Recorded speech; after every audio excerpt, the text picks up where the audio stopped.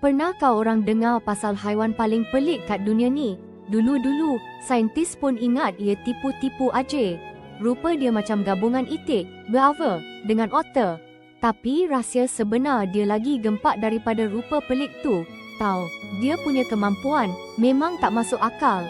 Jom, kita bongkar. Paling gempak, platypus ni ada deria ke-6 yang power gila. Dia boleh kesan medan elektrik. Ya, macam radar hidup. Dalam air keruh pekat yang tak nampak apa-apa, dia boleh nampak mangsa dia macam udang atau cacing.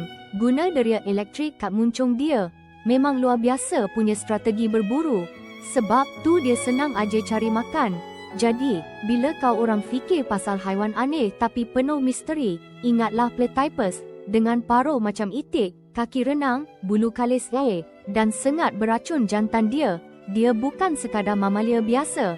Dia ni keajaiban alam yang terus buat saintis terpegun. Betul-betul rare, dan kita patut hargai makhluk unik macam ni.